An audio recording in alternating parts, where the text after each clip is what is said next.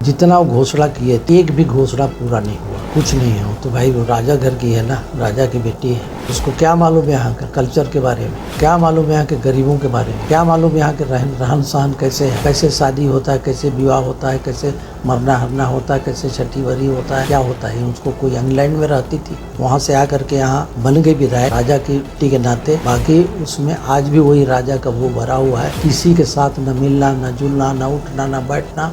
उनके पास कोई भी काम कराने के लिए जाइए तो कुछ नहीं होता है, बोलता है मेरे लायक नहीं है, मेरा काम नहीं है। ये स्थिति है विधायक।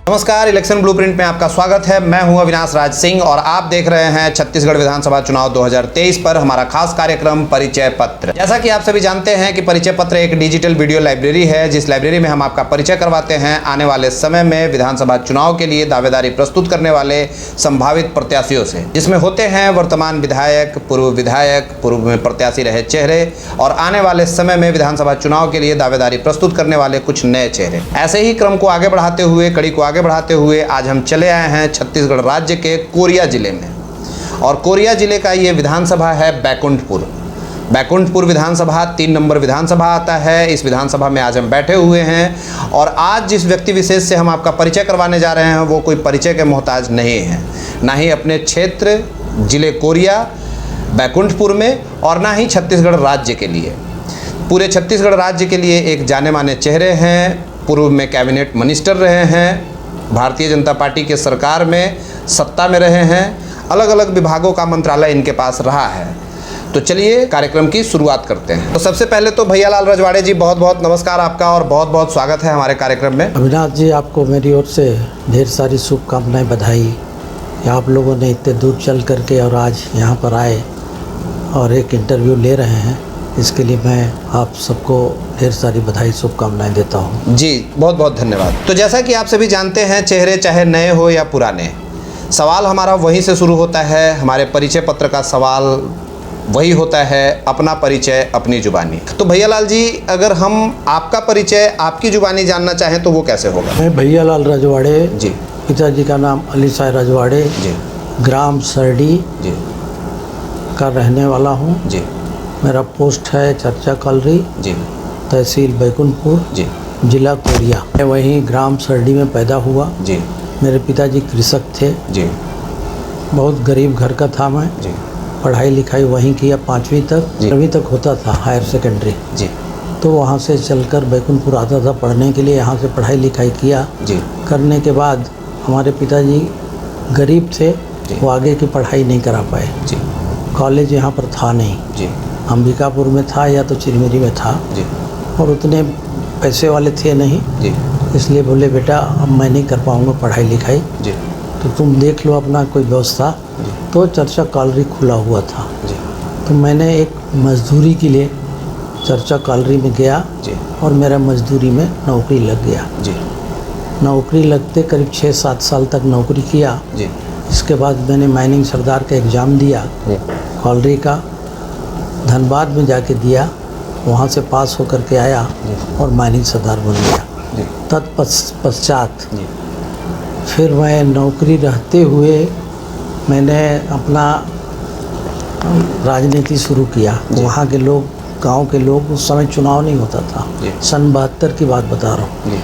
गांव के लोग बोले पढ़ा लिखा है, इसको सरपंच बना लो। पढ़ा लिखा है बोलने से मतलब आपके गांव में आप इकलौते उतने पढ़े लिखे थे जितना आपने पढ़ाई किया है? 1-2 लोग और थे जी, लेकिन नौकरी वोकरी कर रहे थे वो लोग। जी, लेकिन मुझको कहे कि इसी को बना दो, जी, तो मेरे को सब कुछ बैठ करके और मेरे को पंचायत का सरपंच बना दिए। जी, सरपंच बना दिए, 5 साल तक सरपंच रहा जी, और नौकरी भी करता रहा। उस समय कोई पाबंदी नहीं था, जी, नौकरी भी कर सकते थे और सरपंच भी रह सकते थे। जी, 5 साल तक ऐसी रहा। इसके बाद फिर सन 78 में चुनाव हुआ। जी, चुनाव हुआ तो सब लोग बोले कि आप चुनाव लड़िए सरपंच का। जी।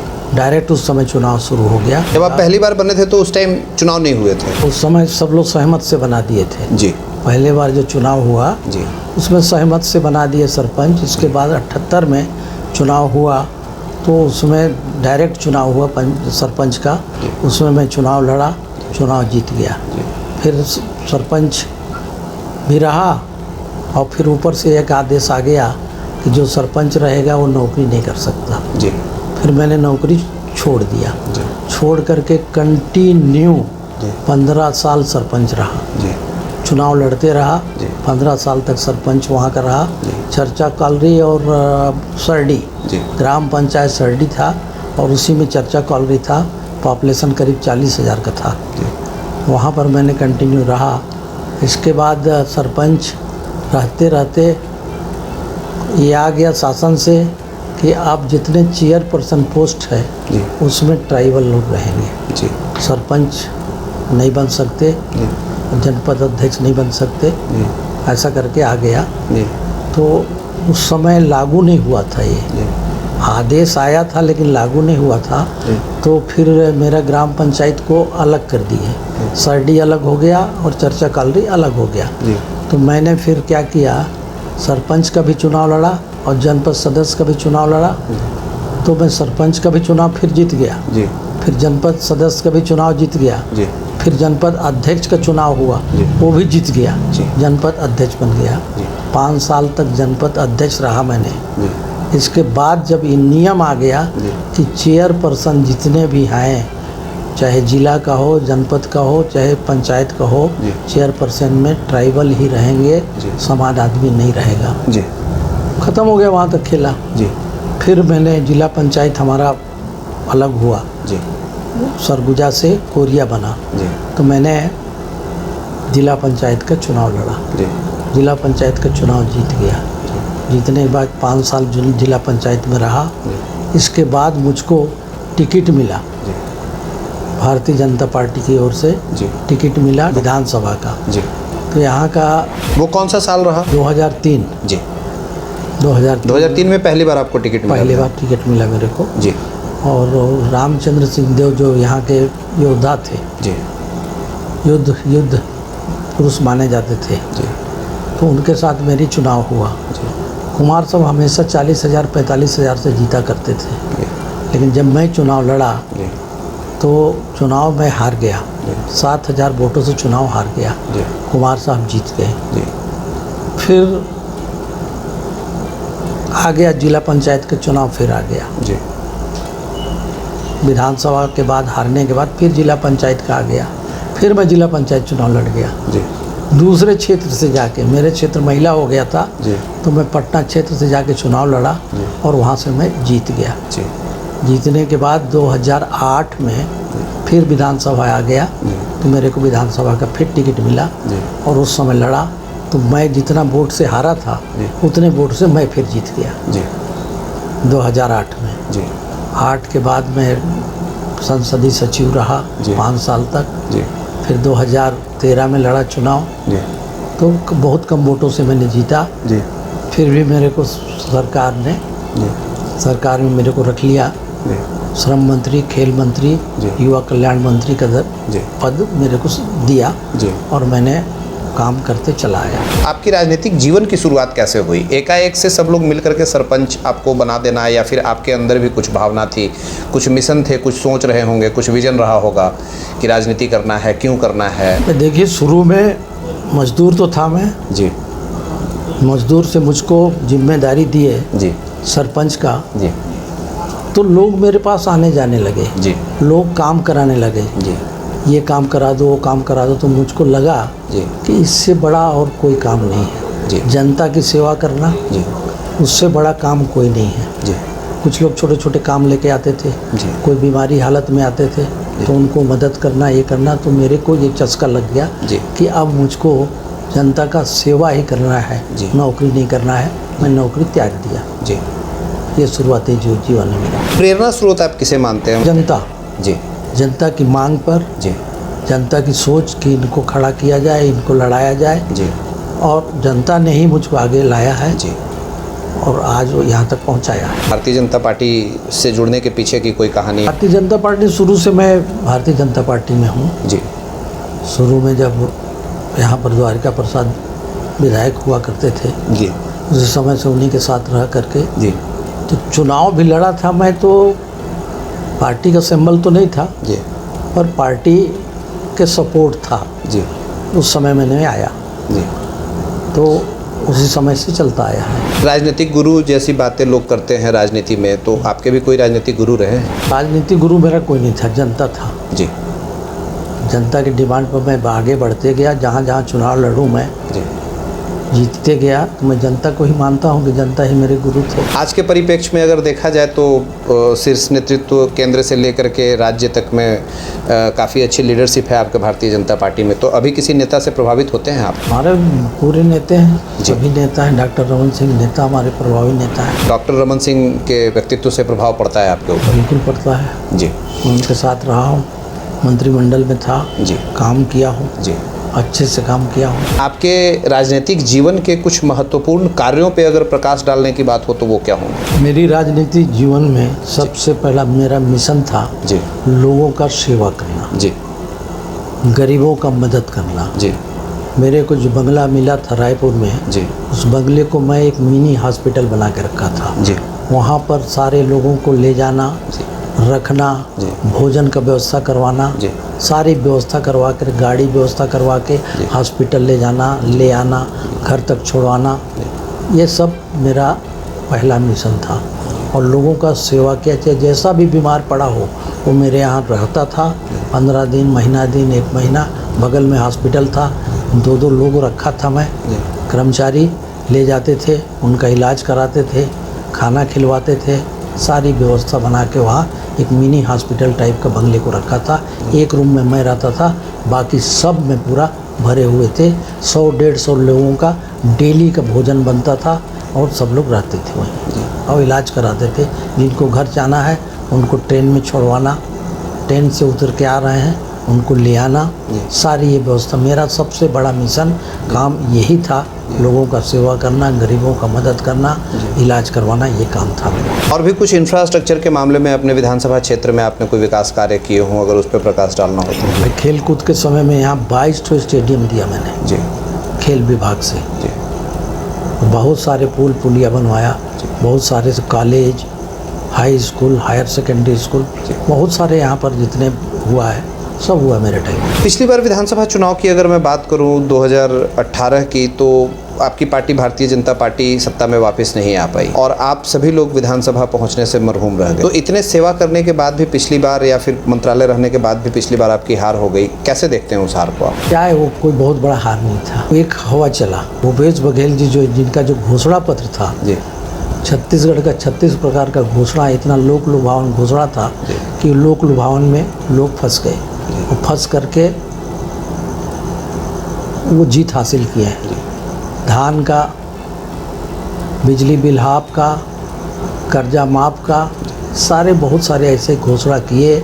उस घोषणा पत्र के चलते हमने चुनाव हार गया, नहीं तो चुनाव नहीं हारते। जनता का प्रेम, जैसा कि आपने बताया कि स्टार्टिंग से ही आपको प्रेम करती रही है, जनता को ही अपना मार्गदर्शक मानते रहे हैं, ऐसे में कहीं ऐसा तो नहीं प्रतीत होता है कि कुछ जनता का प्यार कुछ कम हो गया आपके प्रति? प्यार का कम की बात नहीं, एक हमारे आदमी, हमारे रजवाड़े बिहारी लाल जी, उसने खड़ा हो गया। जी, तो हमारे जो वोट है रजवाड़ों का, जो 20-22 हज़ार वोट, वो कुछ वोट डिवाइड हो गया। जी, उसके रिश्तेदार थे तो वो करीब 4-5 हज़ार वोट जी, डिवाइड होने से वो हमको नुकसान हो गया।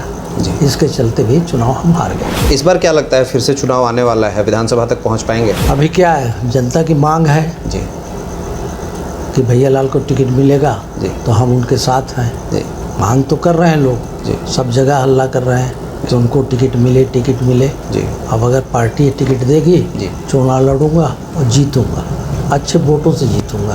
जी। क्योंकि लोग उस दिन को ख्याल कर रहे हैं जी। कि आज हम रायपुर में जाते हैं जी। तो हम लोग को कहीं ठहरने की जगह नहीं है, कहीं कोई इलाज कराने के लिए कोई माई बाप नहीं है, कोई पूछने वाला नहीं है। इतना उनकी लोगों का जो कहना है कि हम लोग कहीं के नहीं रहे, वो रहते थे तो कम से कम हमको ठहरने का जगह मिलता था, वो आज नहीं है।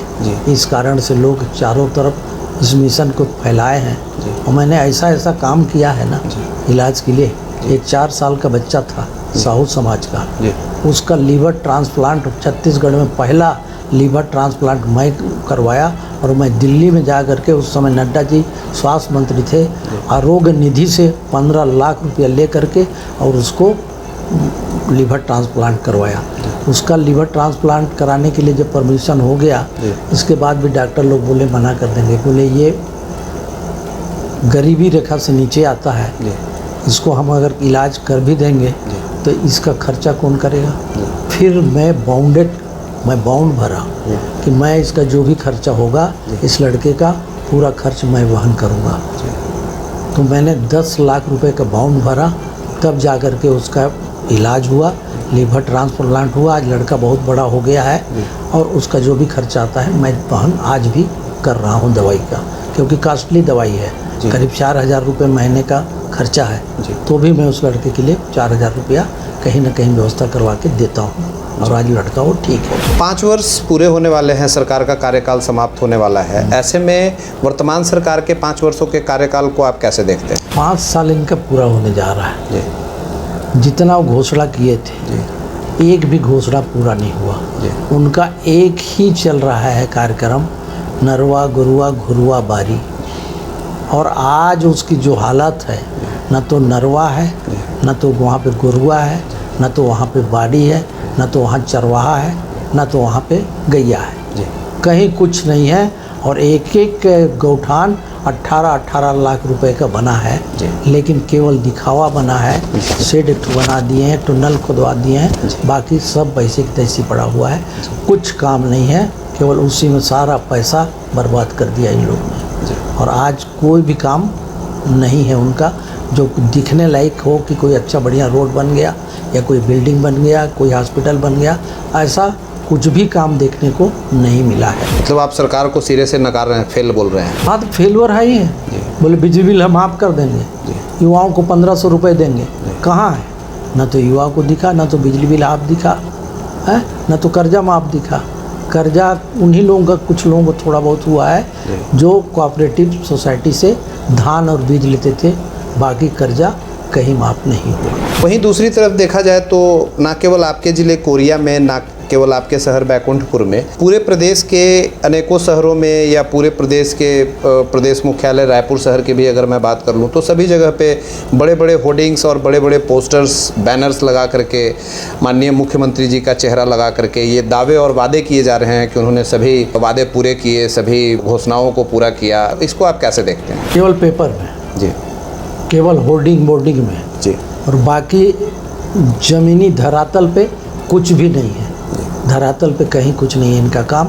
केवल होर्डिंग लगा हुआ है, उसमें लिखा दिए जो भी काम है ये मुख्यमंत्री जी का है, फलाना है, ढिकाना है, लेकिन धरातल में कहीं कुछ भी नहीं दिखता है ना है। एक कैबिनेट मिनिस्टर होने के नाते मेरा सवाल आपसे होगा कि ये जो होर्डिंग्स, बैनर्स जो लग रहे हैं या जो दिख रहे हैं शहर में या पूरे प्रदेश में जगह जगह पे, दूसरे प्रदेश से आने वाले लोग जब इन होर्डिंग्स और बैनर्स को देखते हैं तो उनके ऊपर जो प्रभाव पड़ता है वो तो शायद यही प्रभाव पड़ता है कि शायद सभी वादे इन्होंने पूरे किए हैं। और कांग्रेस पार्टी की अगर मैं बात करूँ तो कांग्रेस पार्टी, अभी लोकसभा का चुनाव भी आने वाला है अगले वर्ष, कांग्रेस पार्टी भी छत्तीसगढ़ के मॉडल को ही देश के दूसरे प्रदेशों में छत्तीसगढ़ के मॉडल को ही प्रस्तुत करती है। तो इस पे आपकी प्रतिक्रिया क्या होगी या आप इसको, इन बातों को कैसे लेंगे? भाई ये करती है ठीक है जी, लेकिन धरातल में ज़मीनी स्तर पर करे तब ना। जी, जनता के मन में हो कि हाँ ये काम अच्छा किया, अच्छा कर रहा है, तो कोई तो दिखता ऐसा नहीं है। जी, केवल पोस्टर बैनर में चिपका देने से, लगा देने से दूसरे लोग आके देखते हैं, दूसरे प्रदेश के लोग देखते हैं कि बहुत अच्छा कर रहा है, लेकिन यहाँ गांव स्तर पे जाइए तो कहीं कुछ भी नहीं है, जीरो। किसानों को लेकर के काफ़ी फेमस हो रहे हैं आपके प्रदेश के मुखिया माननीय मुख्यमंत्री श्री भूपेश बघेल जी, और वहीं 2 रुपये केजी गोबर खरीदने को लेकर के भी पूरे देश में उनकी चर्चा हुई। तो ये बातें तो काफ़ी प्रभावित करती हैं आपके राज्य को। धान खरीदी जो है, इन्होंने जो घोषणा किया कि हम 2500 रुपये लेंगे, 2200 रुपये केंद्र सरकार दे रही है, और बाकी जो बचता है वो इन्होंने कर्जा लेकर के और लोगों को पटा रहे हैं। कर्ज ले करके 2200-2500 रुपये पटा रहे हैं। बाकी सोसाइटी में कहीं भी 2500 रुपये रेट नहीं लिखा है, केवल ऊपरी है कि 2500 रुपया खरीद रहे हैं, और वो 4 किस्त में किसको मिल रहा है, किसको नहीं मिल रहा है, जो बचा पैसा है वो दे रहे हैं, बाकी और कहीं कुछ नहीं है। गोबर खरीदी की बात है तो गोबर आज कहीं भी नहीं है। थोड़ा बहुत अगल बगल गोठान के गांव के लोग जो रहते हैं वो अगर बेचते होंगे तो मैं नहीं कह सकता, और लेकिन 2 रुपये किलो में बेच करके और आज उसी गोबर को किसानों को 10 रुपये में बेच रहे हैं। और वो गोबर नहीं है, उसमें मिट्टी मिला है, बालू मिला है, मुरुम मिला है, मिला करके पानी में बना करके बंडल और उसको 10 रुपये के भाव से किसानों को बेच रहे हैं। किसान ज़बरदस्ती दे रहे हैं किसान को। अगर वो किसान उतना गोबर वाला खाद नहीं लेगा तो उसको फर्टिलाइज़र नहीं मिलेगा। ये तानाशाही करके सरकार गोबर को बेचवा रहा है। गोबर के मामले में भी आप सरकार को फेल ही देखते हैं? बिल्कुल है, कहीं है ही नहीं है जी। गोमूत्र कहाँ है? बोले गोमूत्र में ये बना रहे हो, मेरे को दिखाए। सरगुजा ज़िले में की बात कर रहा हूँ मैं, कोरिया ज़िले की बात कर रहा हूँ। चलाएं एक आध भी गोठान में, चलिए आप लोग भी चलिए, देखिए कहीं कुछ नहीं है, केवल ऊपरी दिखावा है कि हम ये कर रहे हैं वो कर रहे हैं। एक आध जगह कहीं किया होगा बात अलग है, बाकी कहीं नहीं। 5 वर्षों के कार्यकाल में कुछ अच्छे कार्य भी रहे होंगे सरकार के? हमको कुछ भी नहीं दिखता कि बहुत अच्छा काम किया इन्होंने, केवल खाली वसूली, जहाँ जाओ वहाँ वसूली। आज किसी को अगर ज़मीन का पट्टा बनवाना है तो 10,000 रुपये के बिना नहीं बनने। किसी को ज़मीन का नापी करवाना है तो बिना पैसा का नहीं बनेगा। किसी को डाइवर्सन कराना है तो नहीं बनेगा। कहीं एक राशन कार्ड बनाना है तो भी नहीं बनेगा बिना पैसा का।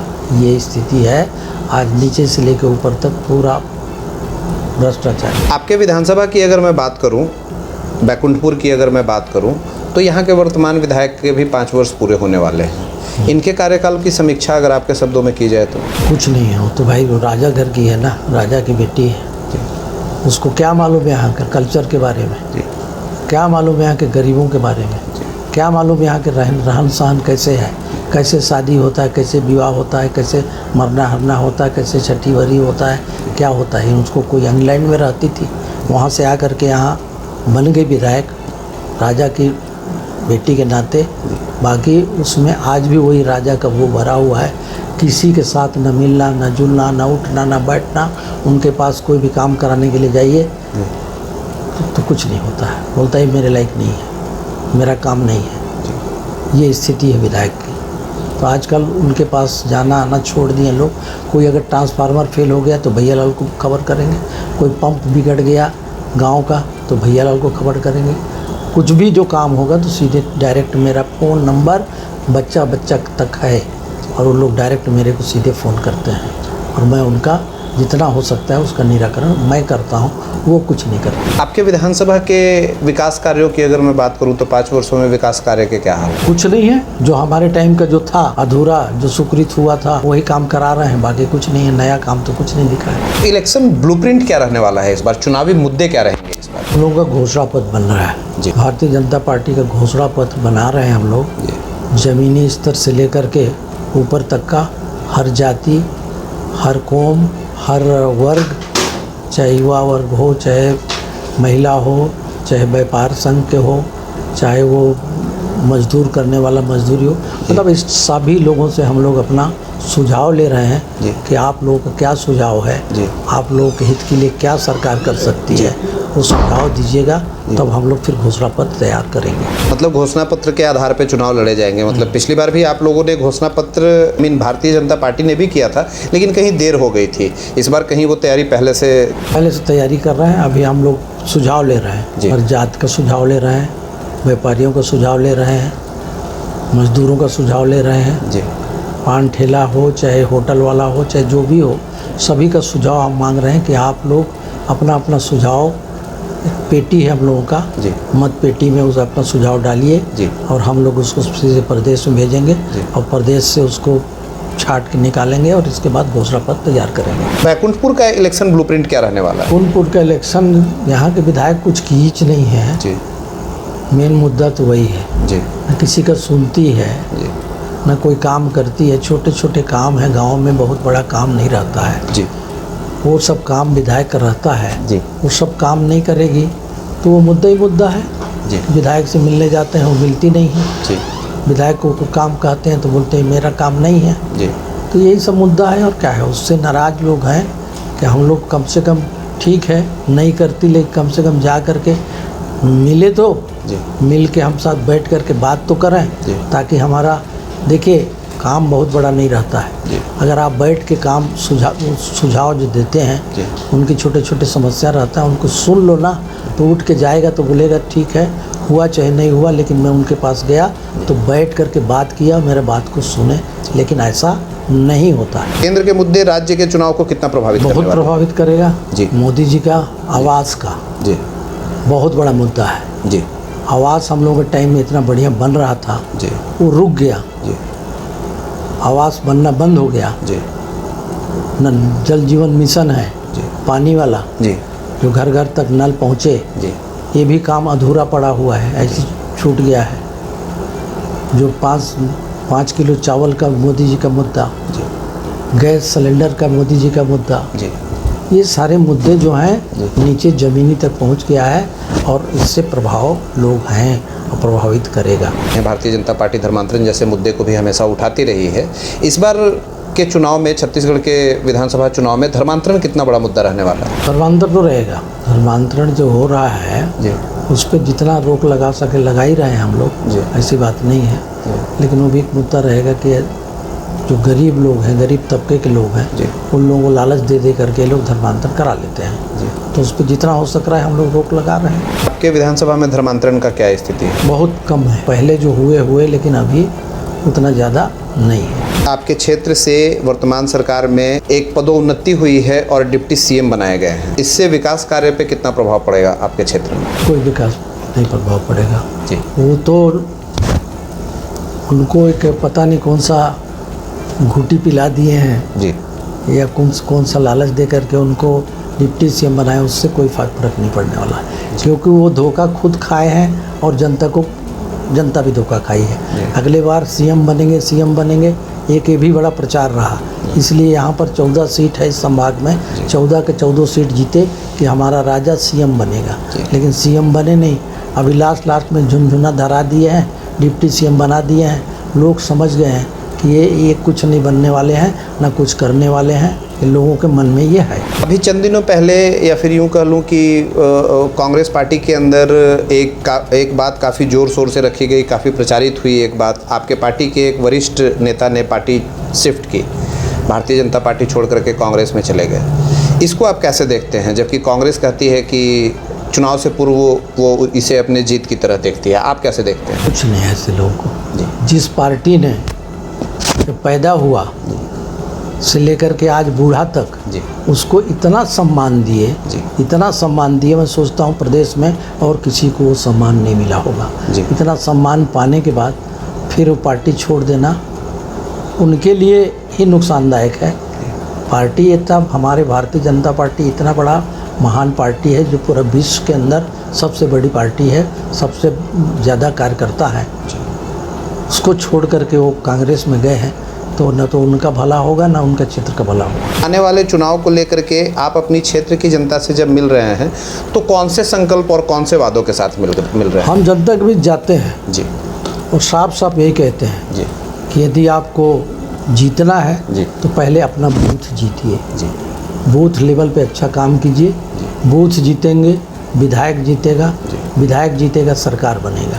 तो हम लोग बूथ को मेन टारगेट किए हैं और बूथ लेवल पर अधिक से अधिक लोगों को प्रोत्साहित कर रहे हैं और काम करा रहे हैं, और वही हमारा काम करेगा। हमारी शुभकामनाएं आपके साथ है। टिकट आपको मिले, आप चुनाव जीतें, फिर से विधानसभा तक पहुंचे, मंत्री बने। अगर आप चुनाव जीतते हैं तो अपने क्षेत्र की जनता से कौन सी बातों के लिए आप संकल्पित हैं? कौन से वादों के साथ आप संकल्पित हैं कि अगर मैं जीत के आता हूं तो ये करूंगा?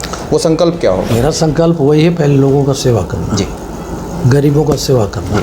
इससे बड़ा सेवा और इससे बड़ा काम हो ही नहीं सकता। जी। बाकी जितने भी इंफ्रास्ट्रक्चर वगैरह है, जो पुलिया बन जाता है, बिल्डिंग बन जाता है, रोड बन जाता है, सब बन जाते हैं, लेकिन अगर जीवन नहीं है तो जीवन दोबारा नहीं मिलता है। इसलिए उनका जीवन दोबारा मिले, उनको जितना प्रयास करके उनका रक्षा कर सकें, उनको दवाई दिला सकें, इलाज करवा सकें और उनको खड़ा कर सकें, ये मेरा पहला उद्देश्य है। हमारे चैनल के माध्यम से अगर आप अपने क्षेत्र की जनता से, देश प्रदेश की जनता से कोई अपील करना चाहें तो वो क्या होगा? क्षेत्र की जनता से मैं अपील करता हूँ कि मैं चुनाव लड़ता हूँ जी और भारतीय जनता पार्टी ने मुझको टिकट देता है, जी तो आप लोग भारतीय जनता पार्टी कमल छाप पर मुहर लगाकर भारी से भारी मतों से विजय बनावें।